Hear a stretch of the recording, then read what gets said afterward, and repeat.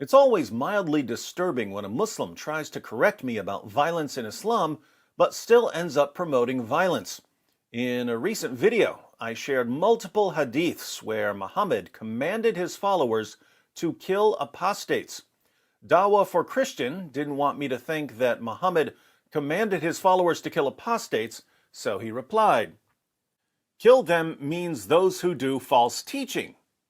Wow, so peaceful. I answered, "So you're saying that anyone who teaches something false should be killed? Great job defending Muhammad." Not surprisingly, Dawah for Christian then changed the subject, standard Dawah procedure. Where in Bible Jesus says, 1. I love unbelievers, 2. I love unbelievers who was sinners, 3. I love unbelievers who are my enemy, please any verse. But then he continues explaining who has to be killed, according to Muhammad. To be killed is munafiq, a hypocrite, or false Islamic preacher, but actually they are fooling Muslims. So, false teachers have to be executed, according to Dawah for Christian. I'm not sure how this changes the fact that Muhammad said, if anyone leaves his Islamic religion, kill him, but we'll let that slide for now, because our Muslim friend asked about the love of Jesus, and I will answer. Let's read a few verses from Matthew 5, Dawah for Christian. Matthew 5, verses 43 to 48.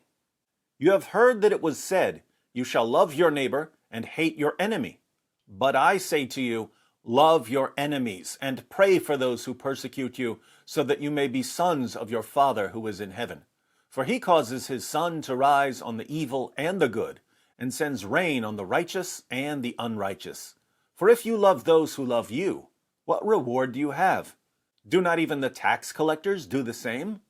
If you greet only your brothers, what more are you doing than others? Do not even the Gentiles do the same? Therefore you are to be perfect, as your heavenly Father is perfect. Notice, Dawah for Christian, Jesus commands his followers to love our enemies, even those who persecute us, so that we can be like God in this sense. God has shown love even towards our enemies, we should too.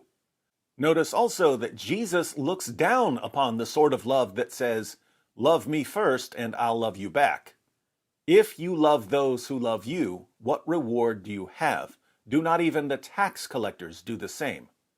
Tax collectors were among the people most despised by the Jews. They were viewed as traitors because they collected taxes from their own people to give to the Romans, and they would collect a little extra for themselves. Jesus says that even tax collectors love people who love them. Why is this important for you to know, Dawah for Christian? Well, what kind of love does Allah have? In Surah 3, verses 31 to 32, Allah tells Muhammad to say, if you love Allah, then follow me. Allah will love you and forgive you your faults, and Allah is forgiving, merciful. Say, obey Allah and the Apostle, but if they turn back, then surely Allah does not love the unbelievers. So, if you love Allah, then follow Muhammad, and Allah will love you. But if you don't, then Allah will not love you. In other words, if you love Allah first and you obey Him, then Allah will decide to love you back. But this is the kind of love that, according to Jesus, is no better than the love of a random tax collector. What this means is that, according to Jesus, the God of the Bible is greater than the God of the Quran. According to Jesus, the God of the Bible is perfect in love. The God of the Quran is limited in love and therefore defective. You follow a defective God, Dawah for Christian, and that's why you're so quick to call for the violent deaths of false teachers.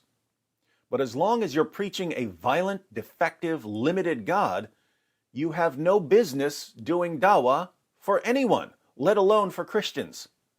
Turn to the true God, Dawah for Christian, and learn to love your enemies so that you can be a son of your Father in heaven.